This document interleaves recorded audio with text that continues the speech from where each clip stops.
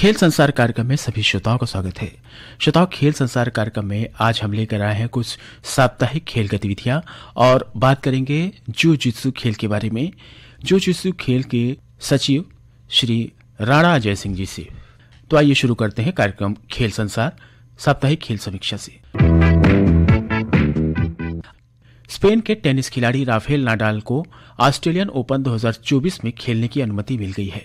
हम बताना चाहेंगे कि चोटिल होने की वजह से करीब 1 साल से राफेल नाडाल खेल से बाहर थे। एबी डिविलियर्स ने कहा है कि साउथ अफ्रीका T20 लीग में जल्द ही इंडियन प्लेयर्स भी खेल सकेंगे। भारतीय खिलाड़ियों के जुड़ने से भारतीय प्रशंसक भी इन खेलों का आनंद ले सकेंगे। हम बताना चाहेंगे कि डिविलियर्स साउथ अफ्रीका T20 खेल की ब्रांड एम्बेसडर हैं।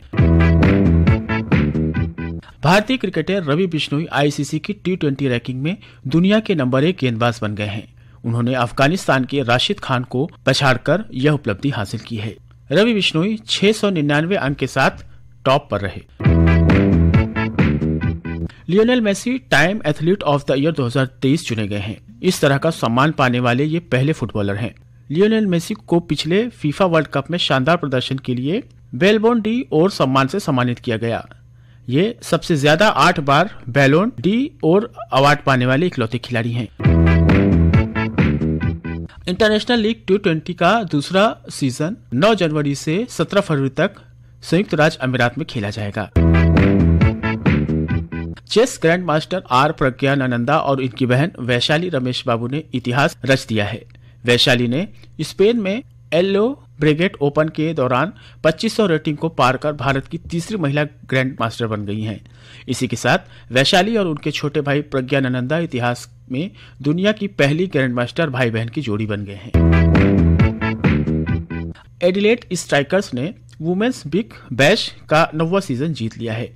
2 दिसंबर को एडिलेड में खेले गए फाइनल मुकाबले में टीम ने ब्रिस्बेन हीट को 3 रन से हरा दिया। ये तो थी कुछ साप्ताहिक खेल गतिविधियां। आइए अब चलते हैं भेंटवार्ताओं की तरफ। श्रोताओं, खेल संसार कार्यक्रम में आज हम बात करेंगे जूजित्सु खेल के बारे में और इस खेल के बारे में बात करने के लिए हमने अपने स्टूडियो में आमंत्रित किया है जूजित्सु खेल के सेक्रेटरी श्री राणा अजय सिंह जी को। श्रोताओं, 37वें नेशनल गेम्स राष्ट्रीय खेल नवंबर में संपन्न हो चुके हैं। छत्तीसगढ़ को कई मेडल प्राप्त हुए हैं और खिलाड़ियों का प्रदर्शन था वो काफी अच्छा था। तो ऐसे ही खेल के बारे में आज हम बात करने के लिए हमने अपने स्टूडियो में आमंत्रित किया है राणा जय सिंह जी को, जो कि जुड़े हैं जूजित्सु खेल से और जूजित्सु एसोसिएशन ऑफ छत्तीसगढ़ के सचिव भी हैं। राणा जय सिंह जी, खेल संसार कार्यक्रम में आपका बहुत बहुत स्वागत है। धन्यवाद।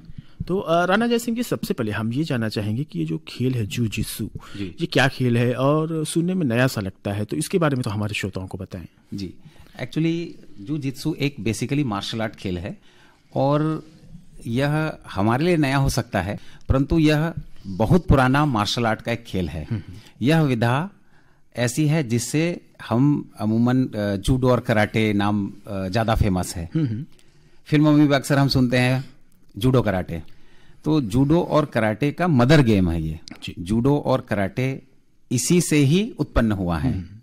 तो यह विश्व में बहुत बड़े लेवल पे खेला जाता है, बहुत विश्व विख्यात खेल है और हिंदुस्तान में भी बहुत लगभग सभी राज्यों में खेला जाता है। छत्तीसगढ़ में जब हमने इसकी शुरुआत की तो हमने बहुत छोटे से लेवल पे की थी और वर्तमान में आज लगभग 15 से 17 जिलों में इसके एकेडमी चल रही है, इसका नियमित अभ्यास होता है।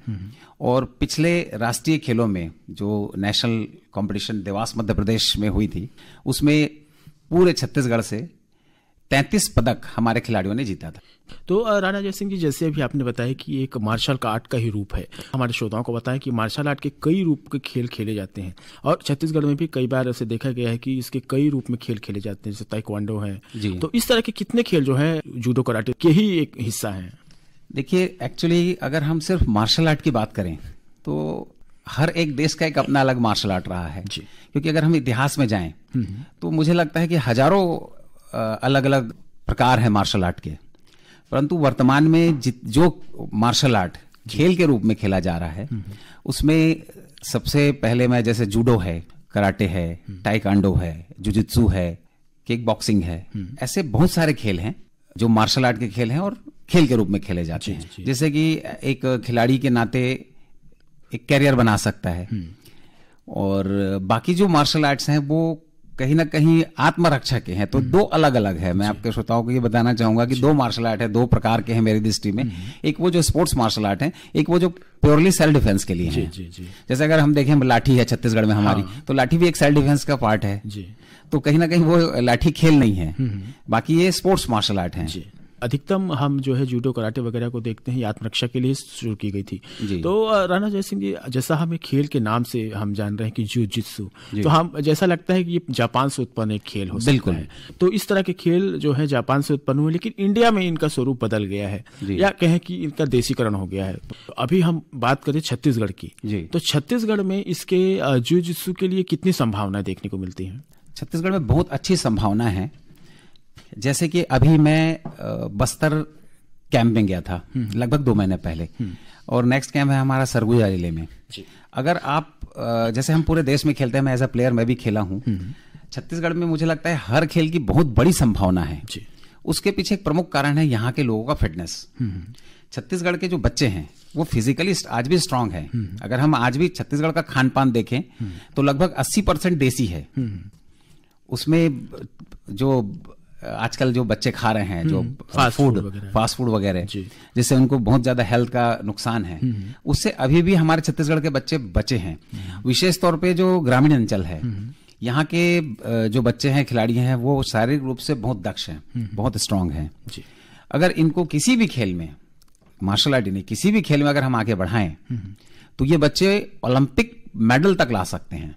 जैसे जुजित्सु हमारा एशियन गेम्स में है, और अभी जो चाइना एशियन गेम्स हुआ है उसमें 11 या 12 सदस्यीय भारतीय टीम जुजित्सु की गई थी।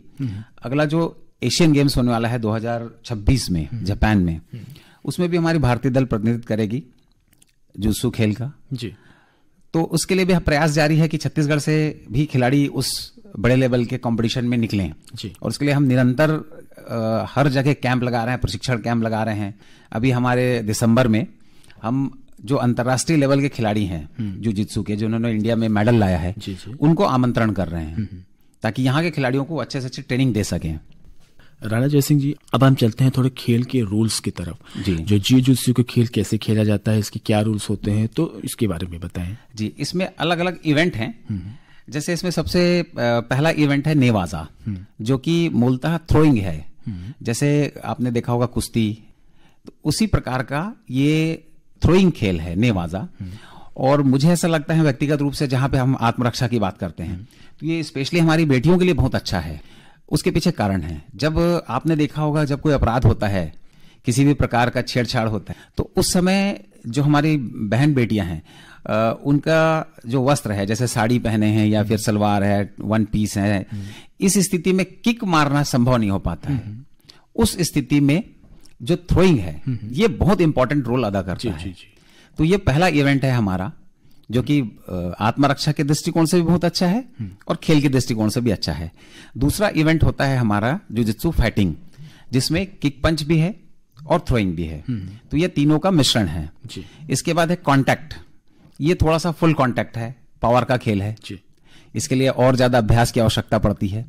इसके लिए 2 इवेंट और है, डुओ और शो, जो कि एक डेमो होता है, एक प्रदर्शन होता है, जो 5 या 3 प्लेयर्स मिलकर करते हैं, जिसमें कि एक ऐसा सिचुएशन होता है कि अगर आप 3-4 लोगों के बीच में फंस गए तो आप कैसे उस चीज से अपने आप को निकाल पाएंगे। इस प्रकार इसमें बहुत अच्छे 5 इवेंट है, और 5 इवेंट में बच्चे बहुत एंजॉय करते हैं खेलते हुए।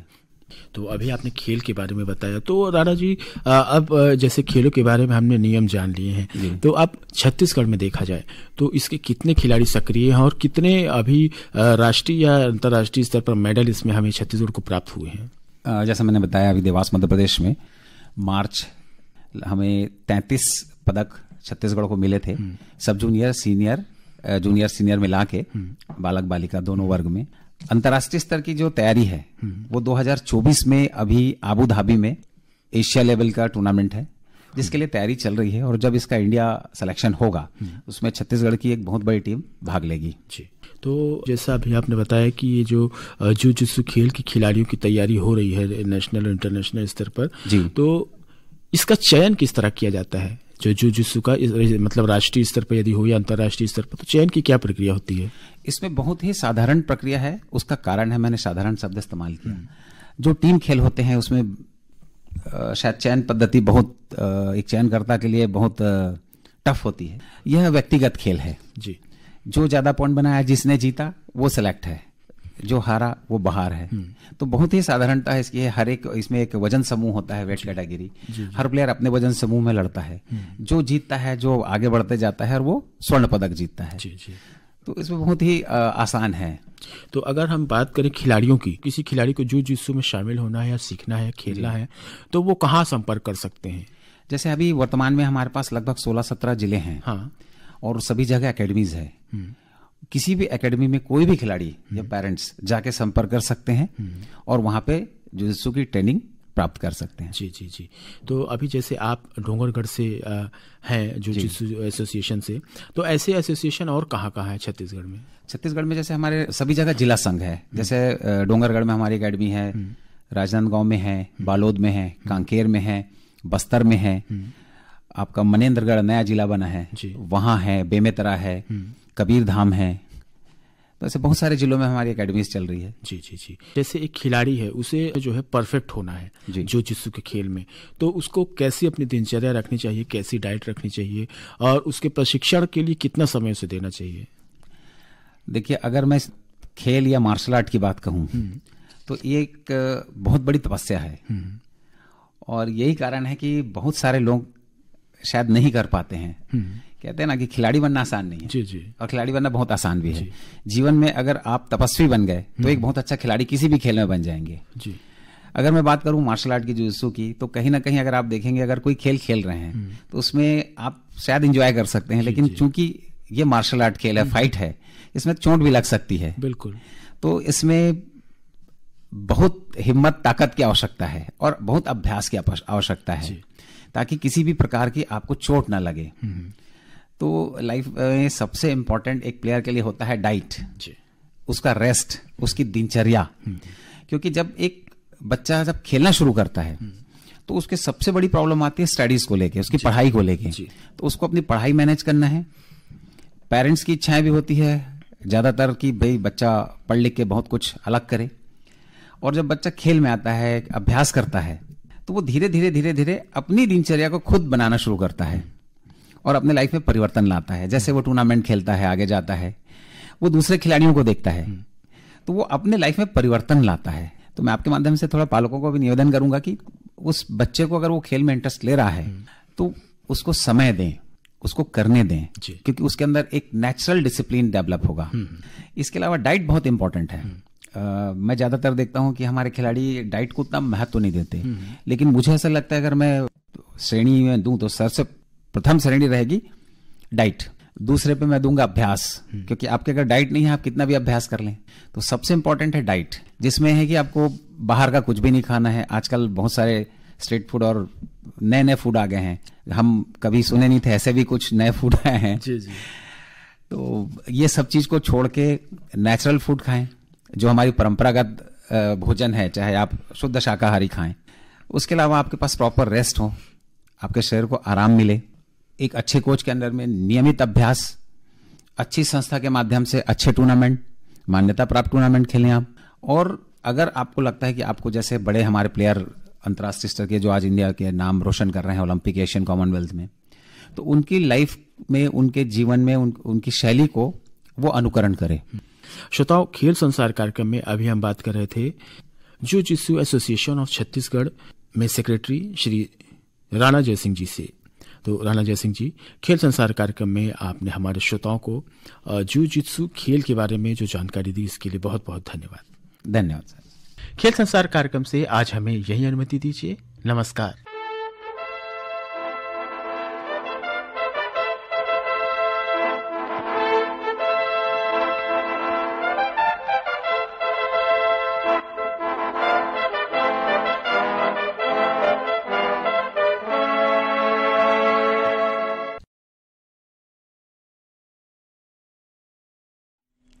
खेल संसार कार्यक्रम में आज आप साप्ताहिक खेल समीक्षा के बाद सुन रहे थे जू जित्सु खेल के सचिव श्री राणा अजय सिंह से ली गई भेंटवार्ता। भेंटकर्ता थे रमाशंकर।